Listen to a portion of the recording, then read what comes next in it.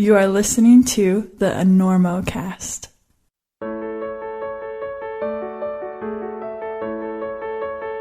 Greetings. This is a message from Dr. Alan Honlove of the Good Catch Institute. The weather is getting colder, and you're still desperately one-hanging your fall project. Or maybe you've decided to do something easier but more miserable, like ice climbing. Isn't it time to renew your commitment to your belayer with something more than an occasional high five? Good Catch is here to help you reinvigorate the foundation of what brought you and your belayer together in the first place. Our expert staff here at Good Catch suggests that you create a safe, warm space for your belayer with the belay parka and stance belay pants combo from our friends at Black Diamond Equipment. The BD belay parka features 2 layers of insulation, a 2-way zipper for wrapping that belay device, and huge internal pockets where your belayer can keep your shoes warm for your next go. The stance belay pants bring the heat with side zips to get in and out even with crampons on. Being wrapped in the BD belay parka and stance belay pants create the feeling of a warm hug from a trusted loved one without the actual human touch that might, give your belayer the wrong idea. But nothing says, dude, I'm just going to try this part one more time, like some bomber insulated outerwear from Black Diamond Equipment. Check it all out at blackdiamondequipment.com or your favorite local shop. And remember, if you are cold, they're freezing their ass off. We gotta get Listen, where are you playing in town? Are you playing here? We're doing the Enormo Dome, whatever it is. It's terrific. Oh, It's yeah, a big house. We place, sold that it out. side of town. That's a Very big nice. place. You sold What's it that, out. 20,000 seats? We really should. Look, you better get up there before he panics. Those pens are loose.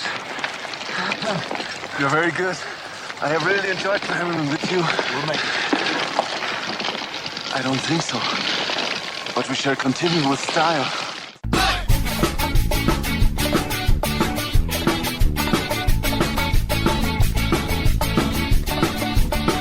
Good weather, bad weather. Now or later, anytime for climbing. Today's show is brought to you by Black Diamond Equipment, with support from Maxim Ropes. and the fine folks at La Sportiva.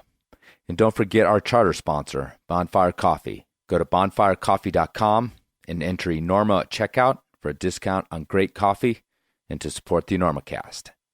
And now back to the show.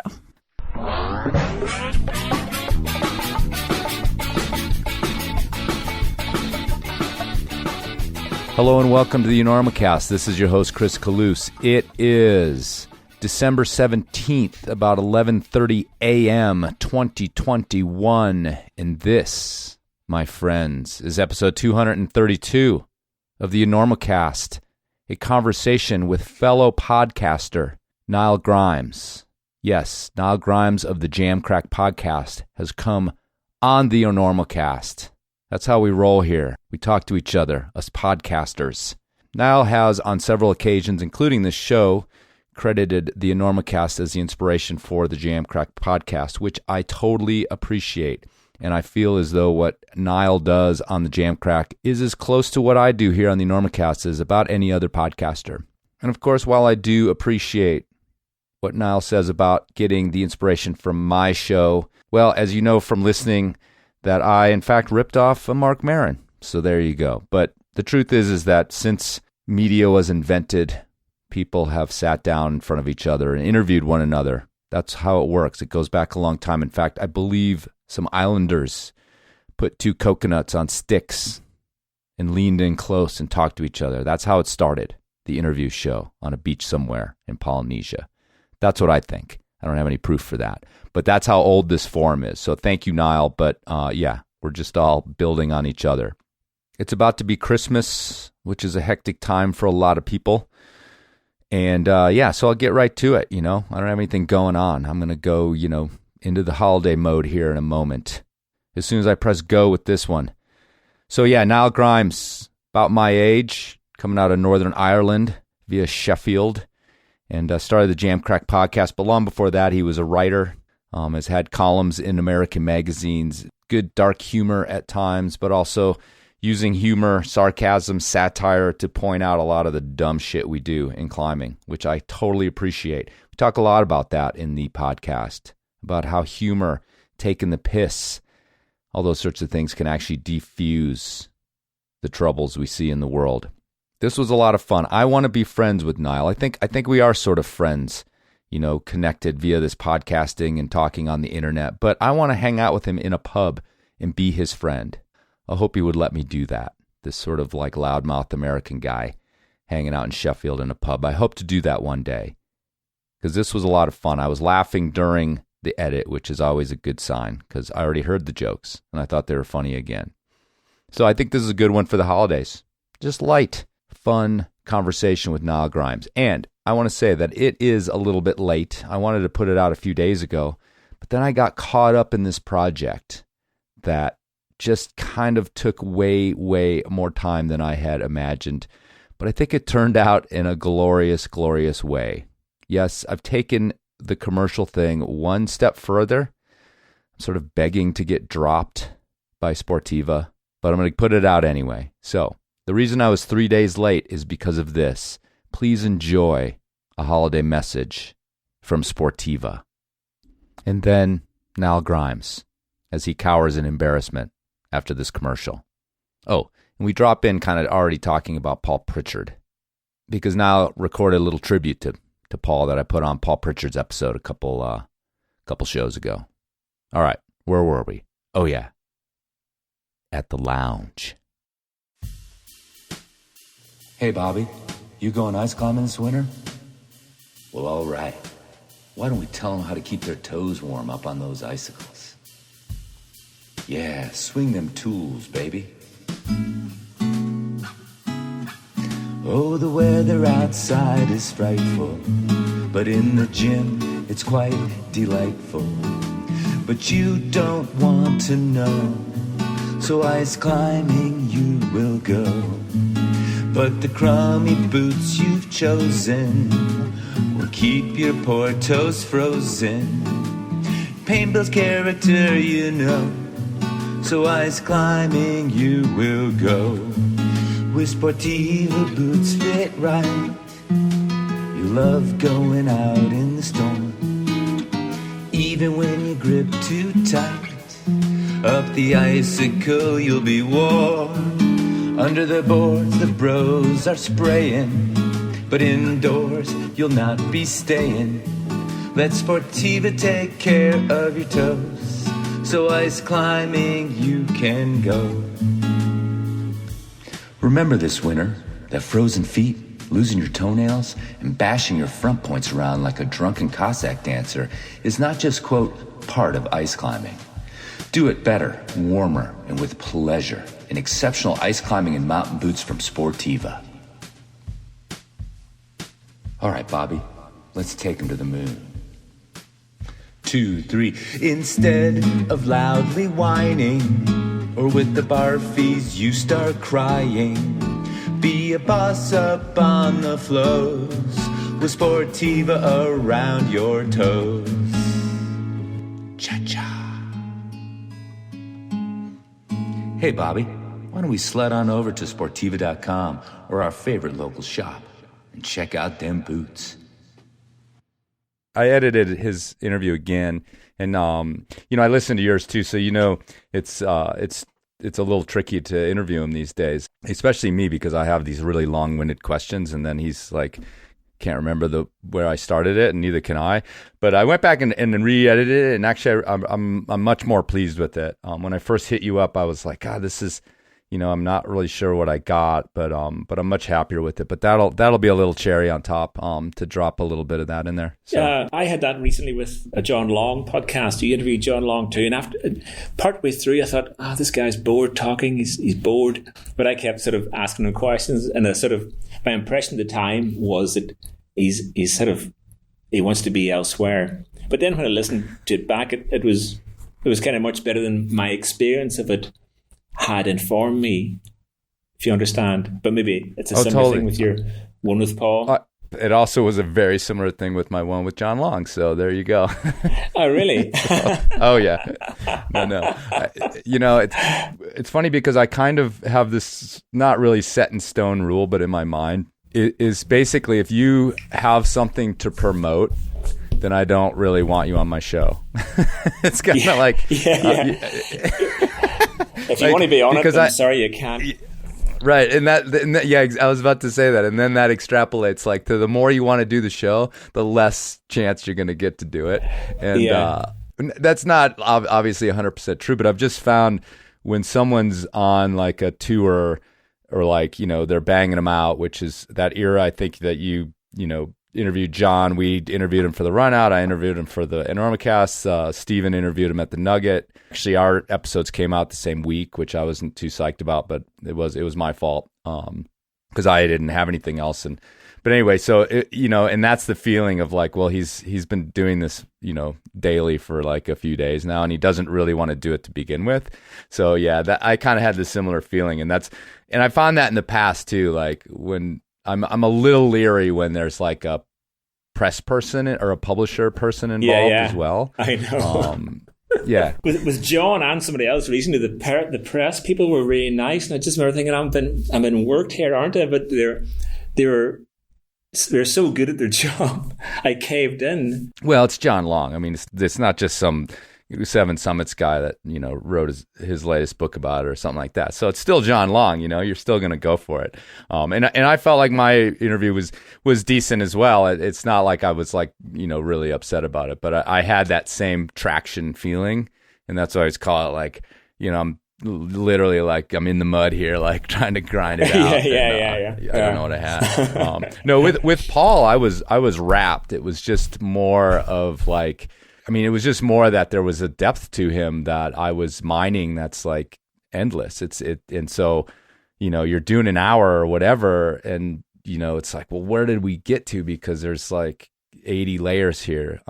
So that was more the feeling of like, God, how far did we get? Did we hit any nuggets? Because I mean, I just almost ignored his entire early climbing career because we were talking about his new book and about the totem pole a lot and stuff like that. So that was more of the feeling. And I don't know if you ever get that feeling too of like, man, we didn't scratch the surface, because I think you interview, some of these giants in the sport as well. And you interview people, to me, who are absolutely mythic creatures, because I don't have the background of knowing them or having run into them at the crags the way you do, or seen them at talks, and these just myths. And so do you ever feel the weight of that when you're talking to these people, or are you able to like back off from it? It's generally pretty good. I mean, I'm just trying to think of the biggest climbers. With Alex Honnold, I'd done a bit of a book tour with him, or a sort of conversation tour, and Tommy Caldwell was I just met him like 1 minute before we pressed record on the thing, and that was one of the first podcasts I did, and that was really nice. But you meet climbers all your life, don't you? And you realize that they're all just people, and you're trying to see through the what you know already. So, for example, if some people will know who you are and they'll come over and talk to you, but you can very quickly detect whether that person is able to see you through what they know of you, because sometimes that thing of what they know of people is the barrier, and not everyone can get through that with everyone. And some people do, obviously, if they've never met you before, only know who you are, can penetrate the barrier and speak to you, but not everyone can do that. And I guess as an interviewer, you're trying to get into that position too, not always successfully, but you're trying to get through to the person, because in your life, you've hung out with people who are legends, and you realize that they're either people you like or people you like not so much, and it doesn't matter how famous they are or what grade they've climbed. They're just people, aren't they? Yeah, and it's funny because when I was thinking about people you've interviewed and like the mythology behind it, I was more thinking of some of these deep, UK climbers, and you jumped to Tommy. And for me, Tommy is not like that at all, because I've the same reason as I've known him. I mean, obviously he's the man, right? And his accomplishments are unparalleled. But I also have known him since he was literally 11 or 12. And so like he doesn't represent that to me at all. And meanwhile, like because of our two, being across the pond, as it were, like he becomes something quite big to you. Well, I was just kind of look up your list because I can't think of exactly who I'm talking about, but Catherine Destival. I've interviewed Catherine Destival. Isn't that amazing? Yeah, I know, and I've been Wow. Exactly. And she was just completely casual. And then afterwards, she did a talk at this presentation, and her talk was shit. And what I thought was, I've emptied her. I've spent an hour and a half emptying her, and she got nothing left for this talk, and the talk was really boring. And I felt really guilty with that, because a lot of people paid money to come along and see her, and I'd sort of got the best out of her, I thought. Was it, did you talk to other people about the talk? Were they also bored with it, or was it just that you also had heard it all? No, there was just no life left in her. Oh, right. Because talking for an hour and a half's a long time, isn't it? Yeah, totally. No, I've been actually literally meaning to hit you up for a contact, because she's on my dream list, man. She was like, yeah. Aside from her as a climber, like she, as a young climber myself, she inhabited fantasy world for me. You were either kind of a Lynn Hill man or a Catherine Destaville man, back in the day, and I was definitely solidly in the French woman's camp. Oh la la! Wow. Ooh la la. Who's your dream guest, Chris? Yeah, it's funny they asked me about dream guests. What have you ever tried to get Messner? No. It's funny because I think it would probably not be a great interview. I don't think. I think because of the vibe, like our vibes just are probably too casual for Herr Messner, and but I just still want. I kind of like want the awkwardness on tape. Yeah, I know.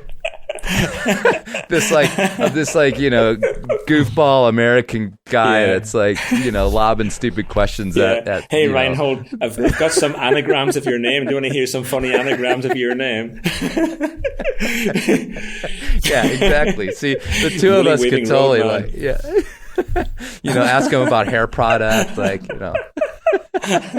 does he color, what does he use, that kind of thing. Yeah. So, but it's literally like, and it's funny about Reinhold or Messner is it's like it feels literally impenetrable because of who he is, but also he like literally lives in a castle, and so I just have these two images of layers of like publicist, and he's like a politician and things now, but then also he's literally inside of a relatively medieval castle, so there's an impenetrable nature of that as well.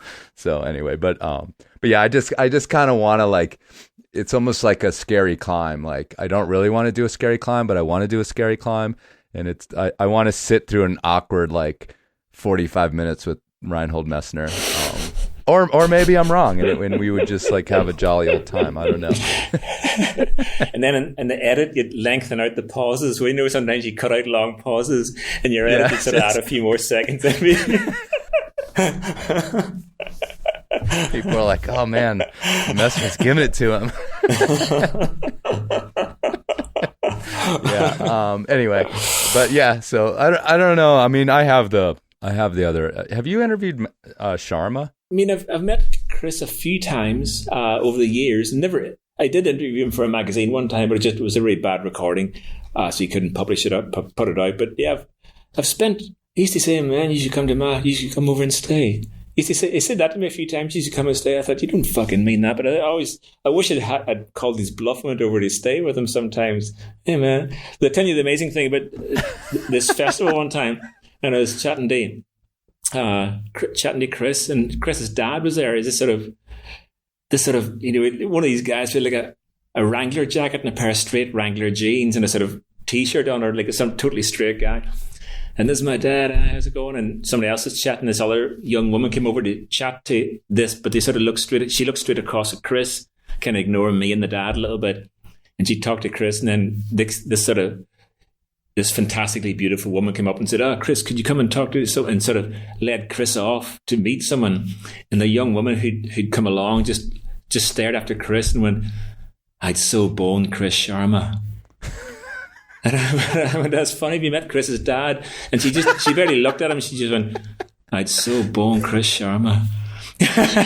And I said to the dad, what do you think of that yourself? And he goes, "Oh, I'm used to it." That's so bone Chris Sharma. Yeah, well, I don't know what the the heterosexual buddy version of that is, but I'd do that. Yeah. But yeah, I think Chris it's is funny. boning. I think it's still Okay. boning. It still is. That's pretty awesome. But let me, can I actually ask you a couple, can we get to like an interview part of this? Sure, yeah.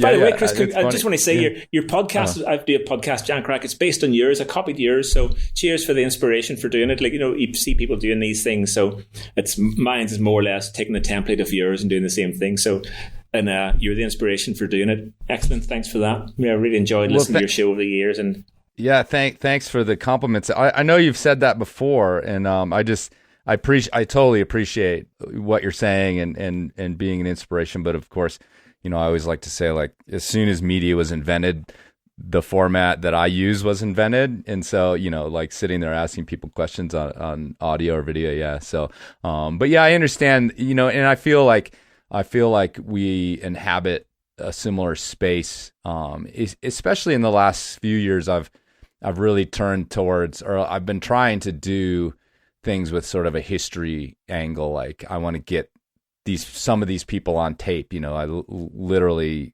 in some cases before they pass, and I feel like that's been a lot of what you've also done. A little climbing podcasts are just doing that in general, but I think that we inhabit this similar space, and that we have this feeling of wanting to get these stories on tape for posterity as much as like entertainment in the moment and popularity in the moment. I don't know if I'm off base, but when I listen to yours, I feel that like, okay, this is great. These guys are on tape now forever, Yeah, I know, it's amazing because there was another podcast and based out of some Boulder City Rock, some sort of, hey, I'm Dave. It was out in some sort of Boulder radio station. It's really good. It was of course.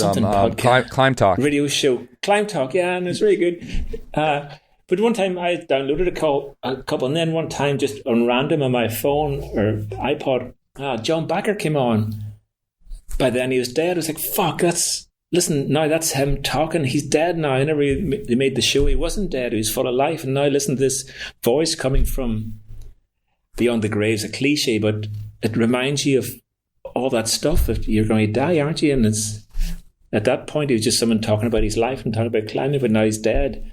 And it was kind of seemed really cool to have that recorded as a genuine memory of the person rather than through somebody else's gaze. Yeah, 100%. I mean, that's been, my sort of evangelical push with this type of podcasting, more candid. And, I've always go back to this idea of laughter. If you can listen to a person, not just laughter, but like when their voices get excited, and it's just so telling about who they are. And I remember, I always think about back to, I talked to my friend Heidi Wirtz, and it literally was right around the time when Climbing Magazine had done a profile about her, and I had read the profile, and it had actually, I mean, it had been well done from a journalistic standpoint. I have no points to like take with that, but I was just like, God, there's nothing in here that tells me about the person I know as Heidi Wirtz, who's this like goofball, self-deprecating, giggly kind of weirdo, right, from the old school of climbing. And that was a moment, and this was early on in the podcasting, where I was really like, the interview I did with her, I was like, this is the Heidi I know, because you walk away going like, that girl's kind of nuts, in a great way. But yeah, I mean, it's like they almost clean all that stuff out in a journalistic sense. Like they don't want to let, I don't know. Or it's very, very hard to convey on the page. I guess it is hard to convey, isn't it? Yeah. Or maybe the journalist doesn't know them so well. I don't know who they were, but don't know that so side. I mean, that's like a moment where I'm like, this is it. This is like such a great thing to have. And that was also, I mean, I had a guest pass away very early on, actually, the fellow Kevin Landau, who died of cancer. But for some reason, it wasn't until some of these like luminary climbers had passed away. I don't have a tally or anything, but then I also realized sort of like, the importance of this medium and sort of recording someone, again, casually, not recording their processed speech that they gave in front of a committee or in front of an audience, but this casualness is really like, I don't know, I kind of like a just the spirit of it, and I fight against it. Both, you know, I've like, oh, my thing should be more polished. So it's like this weird thing where I like both love it, and sometimes I find myself like fighting against it in a weird way. Like I get influenced to try to clean my shit up, you know. It's like, it's supposed to be raw. So I mean, just in my mind, because I'm getting, you know, it's like I'm getting paid. I have obligations, you know, but then late at night I come up with some other dumb commercial and everything's fine. So it's hey totally Chris, fine, you know, all your shows will be on a server somewhere, like whatever you pay some service for them, won't you? I use this thing called Libsyn. If you cancel your subscription deal, the shows disappear. You don't want to keep paying that forever, do you? Just to keep them out there, but you want them to stay out there. It's a tricky thing, isn't it? I don't want to. It's a lot of money. Yeah, I wonder if you could just put them in a Dropbox. Well, you pay for that too. Yeah, I mean, you have to pay for space on the internet. So whether it's on a website or but you could probably find like the most basic, cheapest version of having them exist and direct people to that, like a Dropbox subscription that's the lowest amount or something. I don't know. That's a good question. I haven't thought about because it's implicit in what you're saying to preserve these voices, but unless they are, if you change your credit card details and the Enormocast's account gets cancelled and those things are just flushed off down to some sort of S-band into the sea, and that's it. Well, I've got them on a hard drive anyway, so yeah. But then you forget your hard drive in the pub. You went into Boulder one time and you get really lashed and took a few mushrooms, went out to the desert, put the hard drive somewhere. Fucking hell, where's that hard drive gone to? That had my Messner interview on it. Yeah, exactly. I haven't even put that out yet. I haven't even put it out yet.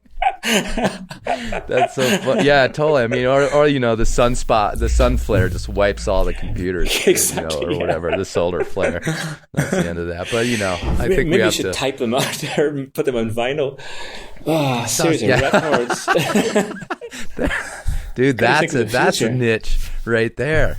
Yeah, the vinyl podcast. Nobody's doing that shit, dude. Oh man, you guys heard it here first. Getting your podcast on vinyl. A subscription service. Oh man, that's incredible. Like, God damn, I'm writing that down. I am writing that down. Because that's what I'll do, is I'll just do, you know, like, in the old days they'd do like the like 300 pressing or whatever. I think Jack White actually still going to that recorder. Yeah, that's how I'm going to put out the Messner one. It's just a freaking pressing. With like one of those that comes in, you can see it like it's a picture. The record's an actual like picture of like Ahmad de Blam or something. Exclusive, like the Wu-Tang album. Didn't they have like a album and they sold for like $1 million or like one pressing? Anyway, but it is cool if you're kind of I guess you're kind of some climbing nerd, aren't you? A bit like I am. But it's cool you can just get in touch with people and say, hey, fancy doing a chat. And they really always just say, yeah. It's pretty amazing, isn't it? Totally. Yeah. Yeah, we had you and I talked a little bit about Joe Brown, actually, and when I made the mistake that he had already passed, and Joe Brown has since passed, and I feel like maybe that was... didn't you say something about trying to get in touch or put out an interview that you had with him? Well, I have an interview with Joe Brown. Is it on a vinyl pressing? Yes, it's a wax disc. It's one of those. You have wax to crank discs. it. Yeah. It's a gramophone. Right. It plays at 78 RPM, and it's about 18 albums. That's right. That'd actually be perfect. It was all tinny sounding, you know. Like you recorded it in like 1956 or something. But anyway, you know, R.I.P. Joe Brown. No disrespect to you, sir, but yeah, no. I've got like a 2.5 hours of interview with him, but there was just, if for some reason he didn't want to come out. I don't know what to do with it. It eats away at my soul because it's amazing. It's amazing. And he talks about all the amazing climbs that he's ever done, and he sounds so upbeat.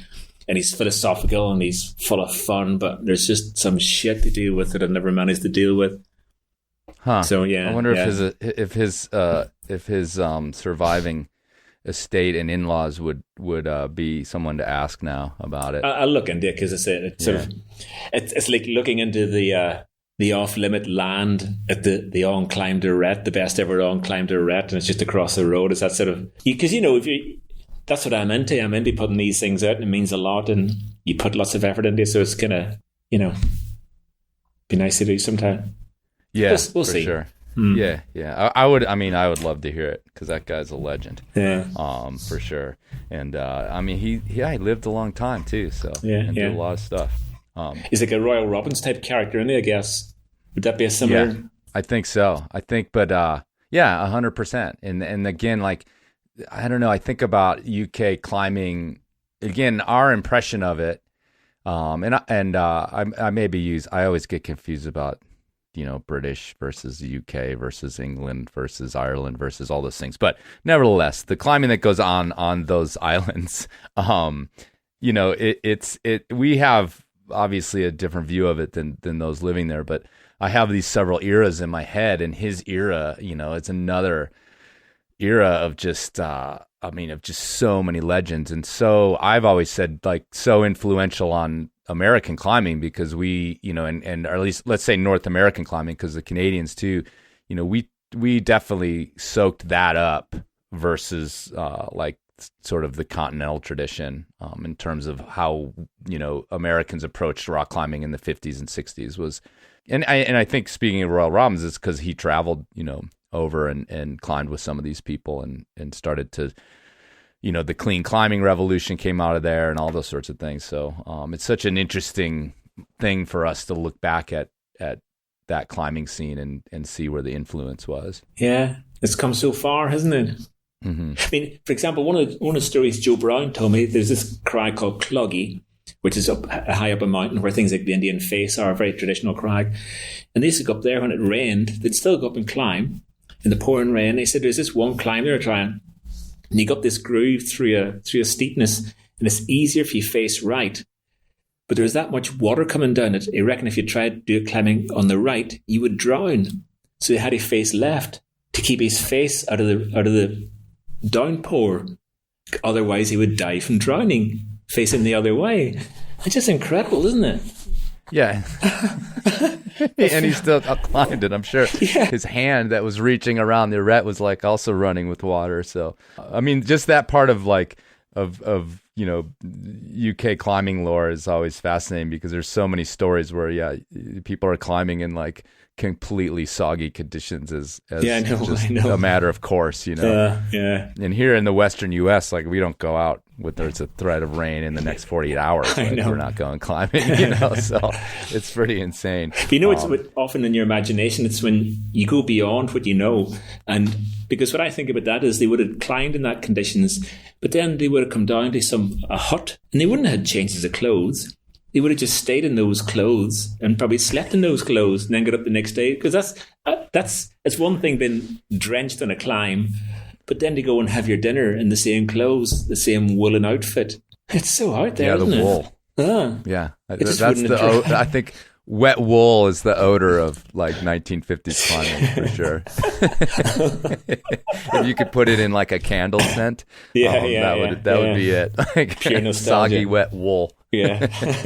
So, yeah. All right, I'm gonna try again to ask you a question about yourself. Andrew and I, Bishrad over there at the Run Out and formerly of Rock and Ice, and we've often asked these questions about, because we feel like we know you even from your writing before the podcast. All right, and, you've had columns in American magazines, and you have this like really cool humor, philosophy kind of style that I think is really effective. I just read a piece before I got on the air that was recently published in 2020 that was that kind of thing, and the self-deprecation, all these sorts of things. But we've often wondered who you are. Like, we all know the Grimer because of his writings, and but that's, like we were just saying, it's only this kind of small cipher into who you are as a climber as well. But I guess my question that I kind of want to position you age-wise, but more importantly, like, what was your cohort and era living in Sheffield, coming from Ireland? Like, where do you fit into the climbing scene? Like, what was your kind of, when you started, what was the scene? And who was your cohort? So I'm 53 years old. I was born in 1968. I grew up in a place called Derry in Northern Ireland. Through this thing called the Troubles. Do you know what the Troubles are? It's when lots of murder going on, lots of the British Army, the Ulster Police, the Catholic terrorists, Protestant terrorists. That was just the world they grew up in, and it was kind of, and that was your world. You sort of lived through this world. So it kind of, I think, it's one of those things that's utterly shit in some ways. But again, you look back and think, what a privilege to experience that, such a unique upbringing.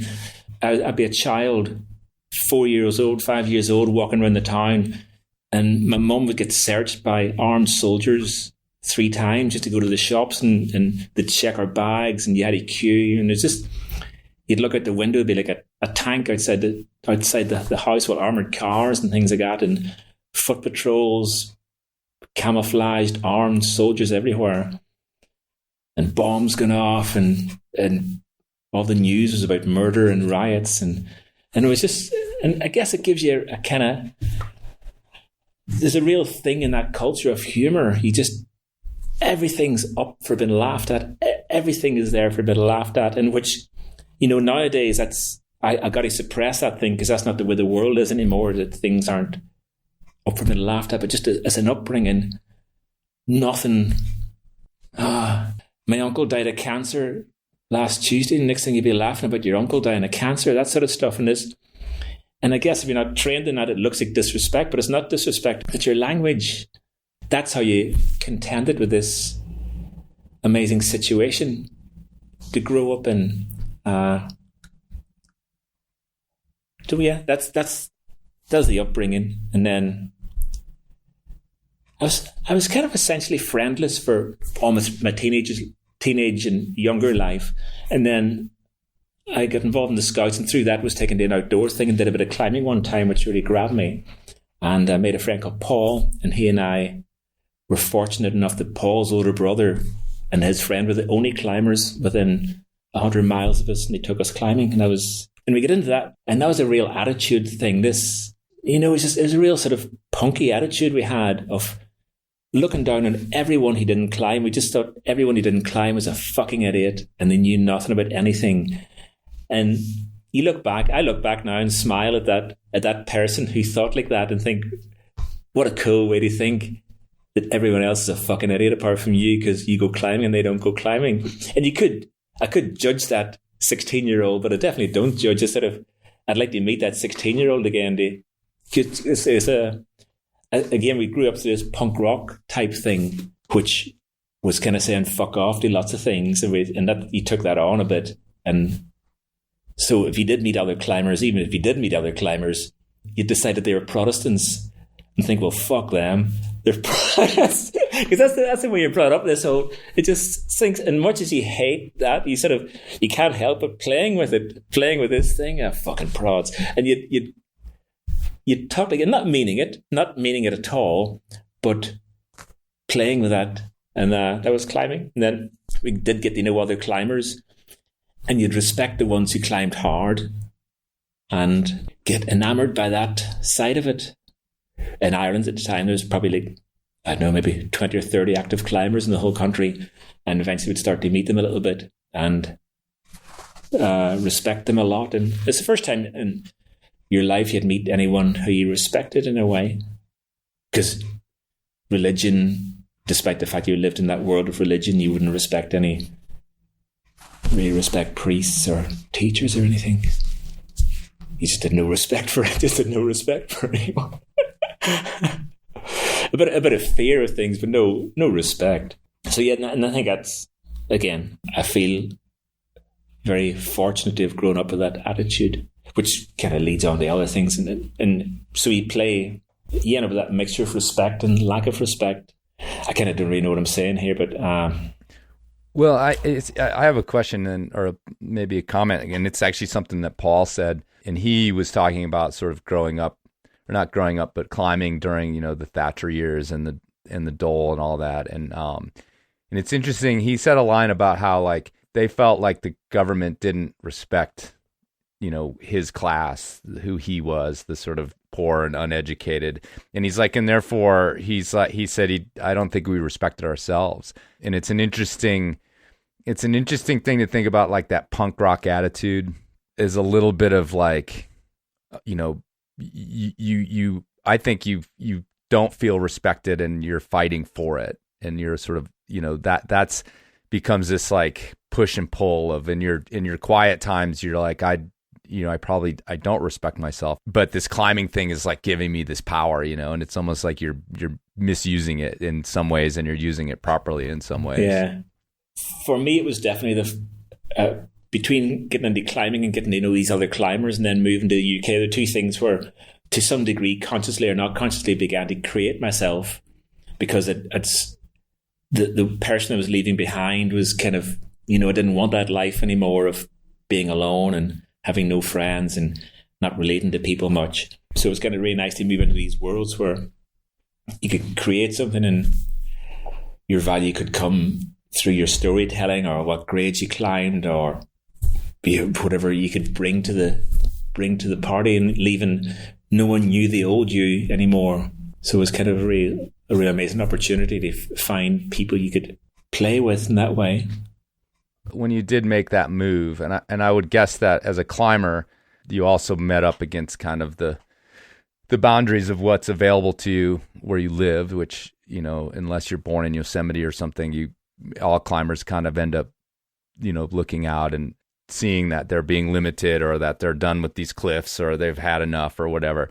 So you moved to Sheffield. Like when about did you land there, and what was, again, that's a mythical place to me, and I think to a lot of climbers, that word, which I don't even know if you guys understand like the power of it, but it's a really powerful conjuring to bring up Sheffield in a climbing context. It was so friendly. It was so much fun moving to Sheffield. I'd lived in North Wales for a while, for maybe 9 months. Fucking rained all the time, lived there. There wasn't that many climbers. After 9 months, I moved back to Ireland and there wasn't anyone to say goodbye to. It was so miserable. On my last day, I just packed up my bags and left, didn't say goodbye because there's no one to say goodbye to. But then come to Sheffield, having travelled a bit with climbing, you'd meet people. When I got to Sheffield, they're all there. It just felt like everyone's there. And it was so much fun and so friendly, and there's so many different scenes. There's the hard climbing scene, which I wasn't part of, but just these little scenes form. You go to the wall and you meet your friends, go to the pub, go out and do some trad climbing, and you could just find your people there really easily. And there's lots of climbers and lots of committed climbers and lots of fun climbers. They're all there, so it was a really easy place to find one's feet. And I went there at an ex-girlfriend, so I went back to see her one time and just ended up staying. Found just like a snowball with relationships with people. When did you start to realize you had sort of a voice as far as, commenting on climbing as this culture, commenting on the scene there? When did you start to kind of figure that out and start moving towards that? Because that, as far as your name is concerned and who you are, that's my introduction to that, was to be reading your pieces here in the States and having a laugh, and they also were very thought-provoking underneath that. After university, I went to university, and then after I finished that, I'd never written before in my life, but just one day, instead of writing what you're meant to be writing for university, I just had an idea and put it down on paper, and it was just a discovery that it came out in a certain way. And what I've always done is just write the thing that amuses me. I wasn't never writing for anyone else, just writing what amused me and send it off, and sometimes it'd get published. But just having an idea and trying to convert that into words. I don't write so much at the minute. I mean, podcasting and a DJ and podcast, that satisfies a certain creative impulse in me. But that was back then. Writing was the thing that really came to me. Again, very much just writing what I liked. One of the first things I wrote and got published was this thing where I kidnapped Jerry Moffat. It's called King of the Crag. I was watching a movie one night called King of Comedy with Robert De Niro. It was Rupert Pupkin. I said to my mate, that'd be a funny climbing thing. If you could kidnap somebody, who'd you kidnap? You kidnap Jerry Moffat. What's the ransom demand? Climb with Ben Moon. And a friend had a computer and went and wrote it. And over 2 nights, this more or less, it came out of me under the word processor. I didn't even read it over. I just emailed it to a magazine, and they printed it word for word. I hadn't even read it over again before I sent it off. Then Ben and Jerry came out and got photographs together. I'd never met them before, really. I met Ben once. I'd never met Jerry. And the three of us went and took photographs and illustrated the article. And that was the one that captured people's imagination a lot. But it was just really easy to write. It just came out. And again, I guess it's like a mock Ben and Jerry in the article, having never met them. And but I felt I didn't mind doing that, because it's going back to what you say. You mock people. That's what you do. You take the piss and do things at people's expense and see how they get on with it. Well, yeah, I mean, Andrew and I have talked about that, like how, there's sort of this long tradition of that in climbing, but it's, as you may have alluded to earlier, like it's a bit harder to do now and get away with. I've always respected that part of the humor there, where it just feels as though, I don't know, and maybe you can elucidate this and we can move on to talking about the culture, but it feels like, you guys are less likely to pedestal some of these people, and I've always respected that, but maybe I'm wrong about that in terms of getting on with these amazing climbers like Jerry Moffat. I would sort of cower if he was in the room a little bit. Sometimes I used to read American articles that we traveled to Kyrgyzstan with so-and-so is an amazing photographer. And they write, why do they always write so-and-so is an amazing photographer? It's a very common thing to sort of bum each other up, saying about how amazing they are. Why would people do that? It's just such a daft thing to do. But Chris, when you're the writing thing, I've done little bits of sort of talking on stage, that type of comedy type thing, or I get to DJ sometimes, or podcast. It feels like what they're all about is trying to find the line of where things are okay, and it's a communication, isn't it, with a crowd or an audience or a person or a readership, and you're trying to take, however successfully or not, attempting to take someone on an emotional, intellectual place that maybe they haven't been before. And humor is an amazing way of doing that, of saying things that are harder to say in other ways. And humor is such a beautiful thing. And I think it's a shame that humor is not really on the, it's not one of the tools of the world today, because it leaves a lot of anger in its place, because things just have to be not said, don't they? And I appreciate there's lots of serious issues in the world that they're all kind of lots of shit, and people are a bit too raw about things currently to allow humor. But I think it can get misjudged as being disrespectful, when it's often anything but disrespectful if they make a joke about someone. I just think about Andrew. I was speaking of which, I was trying to email that guy Tom. Tom, he did some thing in the Himalayas recently. Andrew Bishop wrote some massive articles slagging him off. Do you know what I mean? Oh yes, I'm aware. Tom, what's his second name? Tom Livingston.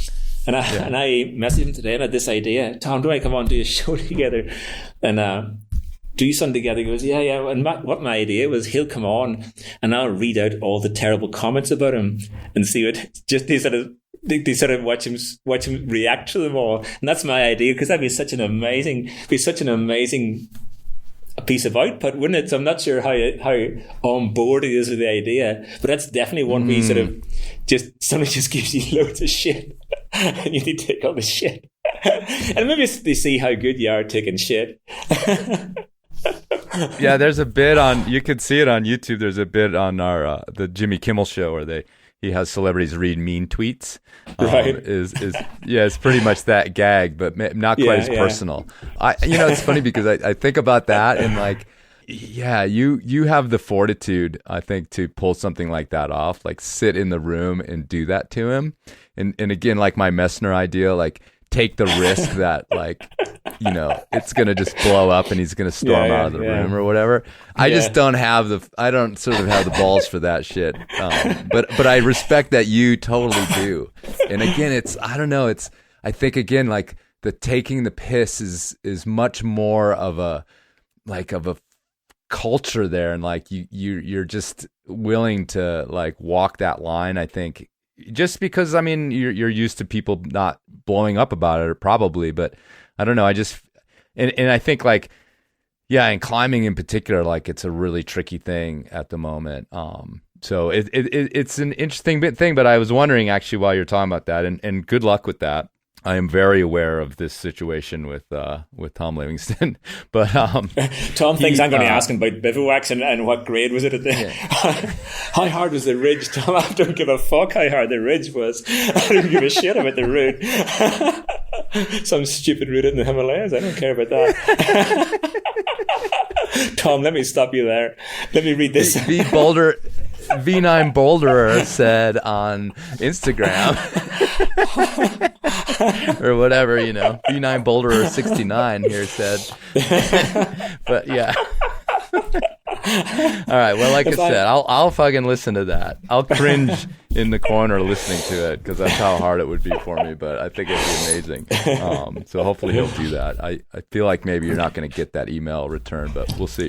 But the thing is, it's surely for, I feel like I'm talking about Tom behind his back. I don't mean to do it, but for Tom, it would be such the best thing to do because it just diffuses everything, doesn't it? And takes away all the anger from things and lets a settling take place. Just in terms of its outcome, it just always seems so positive. That kind of approach or openness to things, doesn't it? Yeah, 100%. Yeah, you're absolutely right. And the diffusion is really the key element there. Is that everybody, can sit back and have a laugh and realize that it's all absurd. And I mean, climbing a mountain. The planet's going to die. Exactly. The planet's one generation away from dying.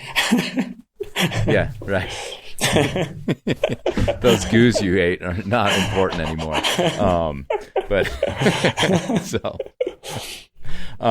Well, have you ever started a feud? Have you ever pushed it too far? Nothing comes to mind. Okay, good. If I think of something, I'll let you know. Yeah. All right. No one's chucked a pint in your face or anything like that. No, it's a result I remember getting ready. I was a bit pissed one night. I was ready to somebody's house, a stranger's house in Sheffield, and we knocked on Joe Bacalli's door, and Joe wasn't in, so we came in, and then the phone rang, and somebody said somebody poured us a glass of wine each. Me and this girl had a glass of wine, and this guy came down to answer the phone, a guy called Dave, and I'd never met Dave before, and he's like a proper grown-up. We were like sort of 23 or something. He was a grown-up. He's saying hello, yeah, and had a glass of wine, and I just out of impulse just chucked the glass of wine all over his shirt, just right in front, just threw the glass of wine all over his shirt just to see what he'd do. And he looked down, he was just completely stunned, and I was just pissing myself laughing. And just a thing of just let's see what happens. And obviously I was a bit drunk, so I probably shouldn't have done it. But it's amazing what you get away with sometimes. No, he didn't punch me in the face. It was just amazing that he didn't punch me in the face. You see, that's what I'm talking about. That's why you could do the mean tweet. Tom Livingston. I was in Lake Tahoe one time. I stayed in Lake Tahoe one time at a party to, and this guy, one of these sort of jock guys, was in the corner saying something. He started saying something. I didn't know who he was at a glass of beer, just chucked it, not the glass, but the beer, just lashed it across this decking and went all down this guy.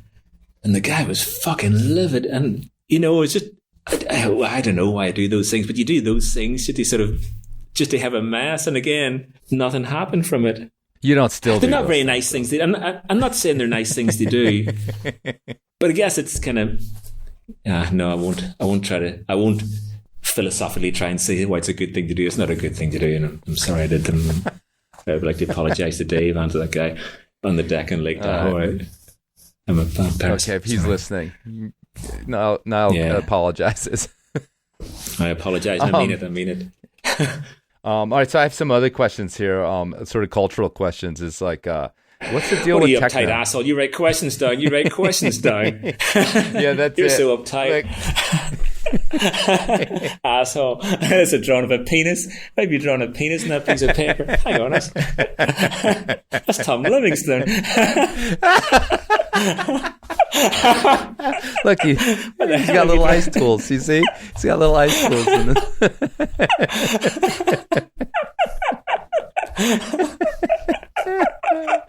Anyway, what's the deal with techno? Techno in Sheffield. Techno is this music genre that people in Sheffield like. They sort of it's. I don't know whether people like it or everybody in Sheffield thinks that everybody in Sheffield loves techno, so they all must love techno. There's a bit of that. It's kind of, there's a few techno furors, and the troops fall into place around it a little bit. It's a music I quite like, but it's not the only music I like, and I can see its limitations. But it's definitely it's the currency in Sheffield, has been for a while. But it's amazing music. It's amazing music. It's just incredible music. Techno, just amazing. Depends on having really good DJs for techno, because it's a type of music that each track you hear is just a building block, and when it's good, it's someone creates a 1, 2, 3 hour creation using the bricks that are techno tracks, and when you hear it, go, wow, it's so amazing what they do and how emotional it is. But yeah, it's a long-term big thing in Sheffield. There's a thing called the Works Party, which takes place every year, and it's kind of techno-based. But there's techno and there's house and there's tech house, and they're all very different things, and the sort of the people who love them are different things. But it's techno is the Sheffield thing, the sort of Germanic specifically. Techno. I've always just found it. I mean, I would guess that like the greater community is influencing the climbers, but it's always seemed like there's like the Sheffield climbing scene is like synonymous with techno and that kind of like party scene as well. My friend Gus, who lived up the road, did a techno podcast called Decomposed Radio. If people want to hear some techno, there's a lot of climbers have done mixes on Decomposed Radio podcast. Yeah, and it's funny because I always think of bluegrass as like this weird, like, I mean, it's not correct, like this is not actually real, but I always think like American climbing and like picking guitars and banjos is more it's like more synonymous. I don't know why that is. Bluegrass is amazing too. Country music's amazing, isn't it? I love country music. Yeah. So so let me ask you about again, like your sort of cohort and if there was sort of any specific climbers that you looked up to when you started, or like when you dropped into Sheffield, like who were your guys? I joked about at least my fantasy world was inhabited by Catherine Destiville, but as far as climbing is concerned, I can point to Leighton Core. Actually was sort of this weird influence on my climbing, but who sticks out in your memory as like the guys that were like, if you were a poster on your wall sort of kid, you would have had the poster on your wall? Johnny Dawes was the poster on the wall. Johnny, and he was definitely the poster on the wall when I was a kid starting climbing. He seemed to be just a amazing guy, did amazing climbs, and the magazines loved him. And he was at the time he was put forward as someone who's saving British climbing from sport climbing and championing bold traditional values at the highest order, and that's what we aspire to. There was that thing slightly when you start climbing that sport climbing looked like a disease because you didn't understand it, and I guess maybe there was some threat to climbing. I don't know if there was, and Johnny was this thing that stood against that, according to what you read in magazines. And he's a super cool guy, very, really hilariously funny guy, complicated guy, not always good to be around, but often brilliant to be around, and amazing climber, amazing mind, and as I say, hilarious when he wants to be. Really special person. In later years, Jerry Moffat became this sort of really cool, and I ghost wrote his autobiography a couple of years later, but at the time he always seemed like the real cool. He was the best climber in the world, and he seemed really funny and very larger than life. I guess that's the appealing thing of those things, the people who you get a sense of their character from, and that they are fun to be around. And again, very kind, nice person. But Johnny was the poster in the wall, and Paul Pritchard. But there's no posters of Paul Pritchard. Which is a shame. We should print that too on vinyl. But so you were able to, like, again, dropping into that scene, it sounds like you were able to meet these people, climb with them, become mates with some of these guys. the people I hang out with, we weren't the good climbers by any means. We're sort of the bottom feeders, but sort of just keen. Sheffield's full of people climbing at all grades. And maybe I know it's the higher echelons that get the publicity, but in Sheffield, people climb it. It's all the way through the grades. It's not some sort of hard climbing mecca. It's just a climbing mecca. And Stanage is in the doorstep, and Stanage has got brilliant climbs from 5'2" all the way up to 5'14". So it's a very democratic world, and you'd be influenced by the people you meet who climb well, but not anyone famous, just like your mate who you like the way they climb, or you can take something from what they do, or you like their style, or they're funny to be around, or they inspire something in you, or you climb at a similar level to them, so if they can do it, you can do it, and vice versa. So it was always that kind of thing, rather than too heroic. And with Johnny, you then get to meet him, and you go through this phase of where you're the dorky fanboy, and then you get into another phase of kind of liking each other and spending time with each other.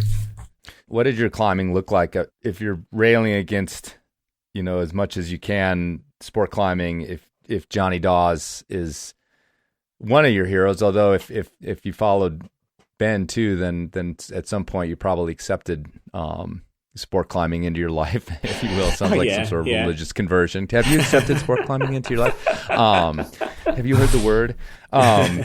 Did you also, was like risky climbing, that kind of stuff? Because that's what you it's interesting that you, yeah. And so that was part of your life as well, this idea of going out and climbing really, mindful, scary kind of climbing. Because that kind of all there was if you went up through the grades. Yeah, that was the thing you aspired to. That was they're the ones to do. Even when I was climbing at a lower level, because of the way I come into it, any day you went climbing, you did the hardest, scariest thing you could possibly do. And whether that's, again, 5'4", but that was always the thing you carried through. If you go climbing, you push yourself as hard as you can. And for me, who had never had a sporting background, it's very amazing to get into that mindset. And I wouldn't have found it any other way, I don't think. To this day, I don't go cycling or running, really. And all I do is climb still. I would have always climbed as bold as I could. Again, never at any amazing level, but bold as I could. And you get the gritstone, and I resonated with gritstone quite a bit, and found they're the little crags in the outskirts of Sheffield. I found myself able to climb in that quite well up to a certain level. I did climbs of E8 level after top rope, but there's this thing where top roping, after hard grit, top roping became a bit more accepted, and so the level at which people would top rope before an ascent came down a little bit to E7, E6. Whereas up to that, you'd always have to climb on site. So taking on that on board, I did some E7s and E8s. But that's called head pointing. And if someone ever asks you, what grade did you climb up to? I would never say E8, because it felt like, well, I only did that after top roping, so it's not really. I would say E5 or E6, because they felt like more just experiments of what you could do if you put your mind to it, rather than where you're at as a climber. Whereas climbing on site felt like a real examination of where you were as a climber and what you're willing to do or try and risk, I guess. Yeah, and it's interesting because I know you from your writing over the years in the columns and things, that which a lot of times is, misadventure is a theme that you've, because it's funny, because you can get a lot of humor out of that. So I've always, again, like Andrew and I have always been like, so what is that guy climbing? Because, if you just take him on his columns, like, the dude should be dead by now or whatever, it's like, or he doesn't manage to get up much, you know what I'm saying? I don't. Yeah. All right. Well, then, yeah, I guess we've met eye to eye on that part of your story. But yeah, going back to Pritchard, he has these terrible accidents, actually, that a lot of his life, his life clearly hinges on the totem pole accident now. But then even before that, in deep play and things like that, there's like these accidents or these things that happen to him that are specific sort of crucibles to how it informed his life later. What do you have in your past? I mean, I just want to like kind of find out, like, did you sort of stare into the abyss kind of a thing, I have those things where you think, fuck, yeah. Well, I'm thinking of as out in Kyrgyzstan, not exactly an answer to your question, but I was in Kyrgyzstan one time, and I was doing a new route up this mountain, and I was on a granite slab, very far away from civilization. And you get up this granite slab, and you sort of keep going and keep going. You don't get any runners, and you keep going. And the climb's getting harder and harder. And got this ledge, and managed to do like quite a tricky mantle shelf onto this ledge. And I stood on the ledge, and at full stretch, I could reach another crimp. And using that crimp was quite easy to get to easier ground and more runners. For like days afterwards, I thought, well, what if that crimp hadn't been there? And just by chance, there's no way I could have reversed that thing, and no one could have got round to get me off. And it's one of those, that was like, I just thought about that and thought about that and thought about that, thinking, how could I'd have been in such trouble if that dice hadn't rolled the way it rolled and allowed me off that tiny stance. But that's one of the things where that feels like an abyss moment where I kept thinking about it over and over again, how close that came to being a really bad situation. And what it was no situation at all, because there happened to be one hole there. But if there's so much chance there. And again, there's no way I could. It was very, very far away from the gear, a long way above a ledge, to get onto this little thing I mantled onto. And also, my closest fall was one time soloing in Stanage, doing an overhang, and I got to the lip of the overhang and started pumping out and couldn't find anything to do, and maybe 30 feet down, but just jumbled rocks. And I was just saying, I'm just going to have to hang here till I pump out, then I'll die. And I couldn't see any option rather than hang here till I pump out and then die.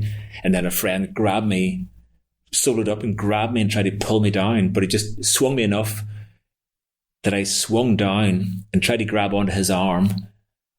And I grabbed his arm. He was hanging onto a jug, and I grabbed his arm and squeezed it. And I just remember that moment of, I'm going to live. I'm going to live. As I held onto his arm, and he held onto the jug. But then I was too pumped to hang onto his arm, and his arm slipped through my arm. And he's wearing like a black tie-dye top, and I grabbed onto his sleeve, and when you're so accentuated there, I could hear the stitches in his sleeve starting to tear out. And I realised his sleeve was going to come off. So I used his sleeve to turn myself around, and straight down this very steep slab, there's boulders of rock, but maybe 10 feet to the right was flat. And I ran off down the slab. It was maybe like a 70-degree slab. And I ran down it and jumped onto the flat rock and sat there completely unhurt. And I looked at Paul. Paul looked at me. I can't believe this just happened. We just got away with it. That was just that was a very different thing, just pure misadventure, almost going wrong. And other situations in Greenland. I remember in Greenland, those stories everyone's told you about laybacking up a huge flake, and the flake starts to come away from the wall and then stopped. But I'm sure everyone's got a story like that. But again, it was out in this uninhabited island in Greenland, and would not have been a good place to get squashed by a 10-ton flake. Yeah. I guess anyone's polar bear food. But yeah, a lot of those stories, and everyone who climbs has got stories like that, haven't they? But you wonder when the closest that Kyrgyzstan ledge thing felt. When I reflect, that feels like the closest thing to things really going wrong ever in a really bad place. But Paul has been quite close to that edge more than most people. He's had a few bad situations. He's not your average climber when it comes to knocks in the head. Well, I think he went over the edge. I think he's been past the edge and reached back to someone's sleeve and got sucked back across the literal abyss. If I read it right, when he was underwater and Golgar. Yeah, it's one of my podcasts with somebody called Glenn Robbins, a photographer, and Glenn tells the story from his point of view. It's very powerful. Right. He's the guy that picked him up out of the water. Yeah, and it's God. You listen to this guy tell the story, you think, that's a pretty full-on situation that was. It's like, wow. Chris, will I tell you about people ask me where the best place I've ever climbed. Canyonlands of Utah. Oh, really? Oh my God, what a place. I'd come from Yosemite, which I always felt a bit too hard and hot, and went from there, ended up in the Indian Creek and Moses Tower, all that sort of stuff. My God, what a place. Just the best place in the world, isn't it? Just fucking amazing. So deep, that place, isn't it? So spiritual. Climbing so amazing. When were you there? Late night. It was before 2000. Amazing. Yeah. People are brilliant. Climbs are brilliant. The weather's amazing. Just amazing. Yeah, it's changed a lot, but all those things are still true. That's good to hear. Yeah, so you're 53, and it puts us kind of in a similar cohort. I'm 50. We've probably both been climbing for, I think you probably started a little earlier than me, but 35 years for you or a little bit more? Since I was 16, yeah. So yeah, something like that, yeah. Yeah. So, and I started at 18. So we've been around and doing it at the same time. I read this piece just before coming on, quite a reflective piece about what climbing means to you at this moment, and how you approach it. So can you talk a little bit about, as you've evolved, as your life's evolved, as your body obviously has evolved and decayed, if you will, how does climbing fit into your life these days, aside from the media thing, the actual physical going climbing? So I had a daughter about 10 years ago, nearly 11 years ago, got married. And climbing for a long time, climbing, it just felt like trying to do too much, and it was spoiling the climbing experience and the others. So kind of just let it go a lot, and always try to stay fit along the way. But I've met people recently in the city climbing, and it feels like, sometimes you can say, yes, I have been climbing. In the last 6 weeks, I had 3 weekends down in North Wales with really old friends, and it was as good as climbing's ever been. It's such an amazing time. Really, really trad climbing, taking a guidebook to a crag, seeing what appeals to you, seeing what grade you want to do, on-sighting them, getting scared, getting pumped, camping that night, getting pissed around a campfire, doing it again next day and a few of those been with old friends who you would have climbed a lot with in the past, and not so much lately. And it was kind of these two situations. I'm thinking about 3 situations. I was kind of nervous before going away, because I think, have these relationships fossilized, and has my experience with climbing fossilized, and will I still enjoy hanging out with them and enjoy climbing? And it was such a beautiful thing, where every time, with different people, it was really beautiful, and the climbing was really genuine, and doing British grades, E2s, E3s, E4s, stuff like that, which I'm really pleased to do those grades. They definitely feel like climbing to me, despite the fact I've maybe done higher grades in the past, but it still felt as genuine as climbing had ever felt, and the friendships were as good as it ever felt. It was just, my body works really well. I don't look after it that well, but it serves me really well. So climbing is in a very positive space for me right now. And I say that just to be in somewhere in Wales, at some little crag with nobody else there, in a beautiful place with a beautiful friend, and doing it, just think, fucking climbing's so good, isn't it? It's just, it's so basic and so amazing, and it just felt utterly amazing to be doing it, and I'm so grateful I can still do it, and luck hasn't dealt me a bad blow health wise or physically.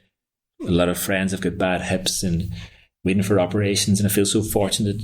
Everything sort of is in really good shape, despite my, I'm not a broccoli character. So yeah. Yeah. So whatever happened to the broccoli kid? Yeah, Malcolm. Yeah, I don't know. I daren't say. I daren't say because he listens. I've been told off by before. Okay. I totally remember that, the broccoli guy. Sellers and broccoli. Yeah. Let's swing it back to your podcast a little bit. Who's like on your like, I got to get that guy list or that girl list? All right. Right now. I had an answer to that. If we put it out into the universe, it might happen. Yeah. I had an answer to that. Help. It was Margot Hayes, but she sort of retreated a bit she just seems too locked away. I don't know why I said that, because you see that amazing movie about her called Break On Through, and it was like an amazing climbing movie, but it still felt like a climbing movie made by men about her. And I just thought she looked so creative. I thought I'd love to see the movie she made. And I guess I won't ever see the movie she makes because maybe she's not into making movies, but I wanted to know about her. I found her quite intriguing the way she, because she wasn't selling herself. She was kind of keeping herself to herself. So I was kind of intrigued by her, but she sort of receded a bit in the rearview mirror, I think, in recent times. She's done the very polite, yes, that's really a no to me. So that's, I feel you on that one. Yeah, I mean, like not a flat up, no, I don't want to do that, but like, yeah, we'll see, or, like it's a very, very sweet rejection, if you will. Right. Yeah. So yeah. And I've even tried to put I even have tried to put the sponsorship pressure on a little bit because she's a Sportiva climber. But yeah, so I don't know if we'll ever crack the what do you think she'd be on about? Would she be open, do you think? She seems to want to keep herself to herself, which is fair enough. Yeah. But if she pops up on another climbing podcast besides yours or mine. Fucking, what do you call you, man? Honnold's. She pops up in fucking Honnold's. Jesus Christ. Yeah. I know. Then I'm going to be pissed. Then there's going to be trouble. Is he still doing that podcast? Is he still doing it? Yeah, I think, yeah. They're like they're doing seasons, which I don't really understand what a podcast season is. Literally, I really don't. Yeah. So they're doing so I think they're on a pause at the moment, but they'll be back. Okay. Yeah. Yeah. No, she'll. That's. Are they big? Do they get big listens? Anyway, does the Honnold one get big listens? I have no idea. I would assume. I have no idea. I've never asked. It's one of those. It's one of those like, how much money do you make questions? Like, yeah, you podcasters don't always want to reveal. Right. Okay. Yeah. Yeah. That kind of thing. But you want to interview more women and more young people and sort of different people too, don't you? And there is that history thing, but at the same time, there's another side that climbing's pushing it another way too, isn't it? I don't want to get into issues-based interviews. I'm just not psyched enough to do it. But you still, if you want to bring as many different voices in, do you know what I mean by issues podcasts? Yeah. No, I've dabbled, and it's a tricky place to go, actually, for a climbing podcast. It is a tricky place to go, isn't it? Yeah. It's sort of like the promotional one. You've got something to promote. It's kind of like it feels a little bit limiting in some, and it's weird because it's like part of expanding your voice as a podcast to go to these different places, but then sometimes the weight of the issue sort of feels like we don't go anywhere else, and I'm still about learning about the person, and the person is the most important part of the story as far as I'm concerned. So yeah, I mean, but I'll keep trying, and it's worth, it's like when I first started this podcast, I had this philosophy: if you think of it, you have to do it. And like it was such a new thing, and I felt like I really clued into the idea that you could do whatever you wanted. Like that was the promise of podcasting 11 years ago. Like you can swear, you can, whatever you want to do bits. You can, there's no producer, there's no broadcast network that's going to shut you down and cancel your show. And so I had this idea, like if you think of it, then you do it. And so I still do bring that to the show of like, well, I know what I mostly do is interviews, but what if I do this? So anyway, but yeah, that's kind of my thing is like the if you think of it, then do it and see what happens, because what do you got to lose? Well, I can agree. If you think of it, you can do it, because sometimes an idea comes to you and it's not going to go away. So you may as well. Like throwing the beer on the kid in Tahoe. Yeah. Or doing a podcast. They're both the same thing. Oh, fucking hell. Let's do it. I think you sound better at it than me, actually. you sound better at not filtering. So I appreciate that. All right, one more question, then we'll go. I'm not stopping you. Here we go. You're getting aggressive. Okay.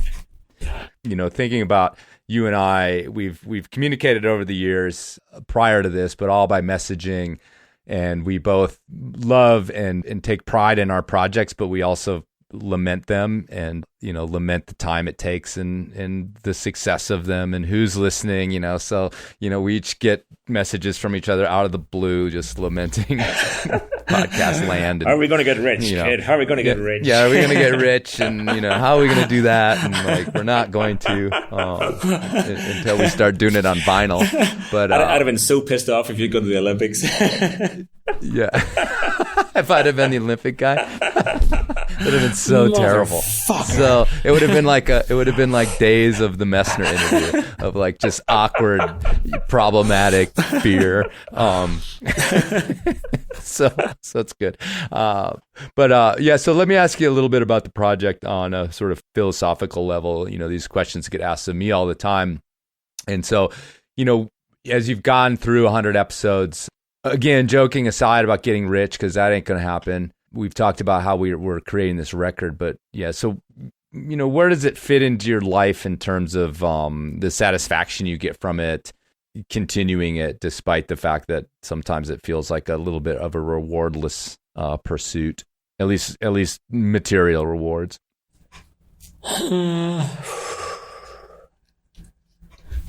Right. You hung it up last night. You decided to quit last night. No, just this morning. I recorded an intro on the way in this morning. Yeah, I don't know. Cool.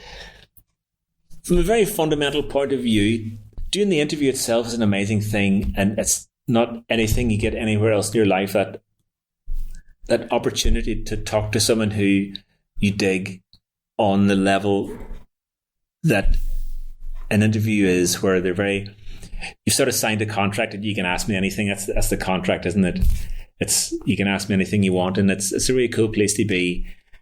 And I really buzz off the interview when you get they're nearly all good. There's none that I don't think were good, and there's such, unless there's a good reason to stop it. I've had pauses, but unless there's a good reason to stop it, I can't see it stopping in the meantime.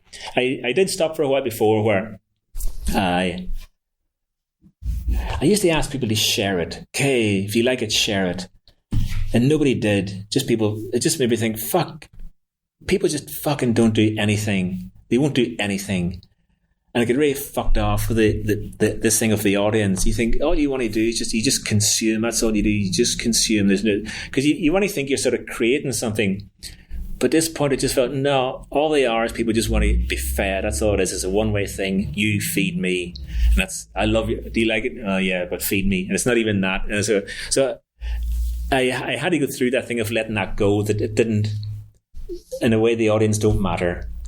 And do it for yourself. If people like it, they like it. Because I'm not saying I don't get things. People often do write in to say, I love that thing, and that's really nice to hear. And it's nice that it has a positive effect for people, but ultimately I'm just doing it for myself, and because it's a cool thing to do and a privilege to do. Like a lot of things I get to do in my life, it's a privilege to do them. And whether you're talking on stage or playing music to people, you sort of think, look what I get to do. Or the other week is down one of these traditional crags, and I soloed a route. It was like a 5/8 or 5/9 or something, this 2-pitched route, and it wasn't easy. And I looked down like 70-80 feet to the ground, and I was trying this move. I kept trying this move and trying the move. It was very steep. In the midst of trying it, thinking, I'm not sure if I can do this move with enough control to make it right. But I looked down and think, look where I am. Look what I get to do. And just that thing, how fucking luckiest guy in the world sort of thing. The way you feel about when you're with your friends or people you love. Look what I've got. Or your health, look what I've got. Or you're sat in the sunshine. Someday, yeah, just it's a privilege to do these things, and I'm very, very aware of that.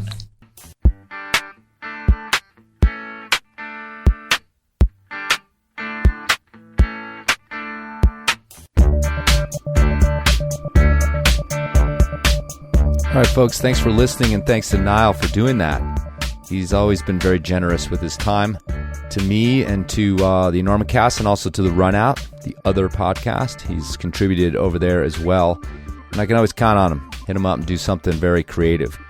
If you want to check out all the creative stuff that Niall does, go to niallgrimes.com. You can find the Jam Crack podcast there. You can find a lot of his writing, and I've also linked to the story he mentions about kidnapping Jerry Moffat.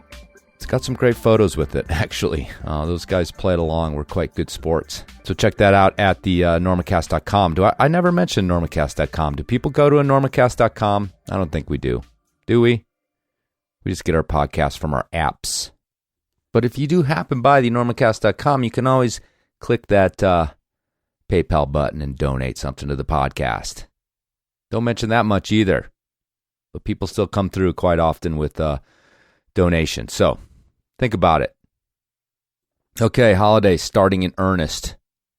Holidays are fun. Are they? Are they fun? Yeah, they're also stressful. So look out for each other this holiday season. Make sure your friends and family know that you love them. And you're checking their knots. Do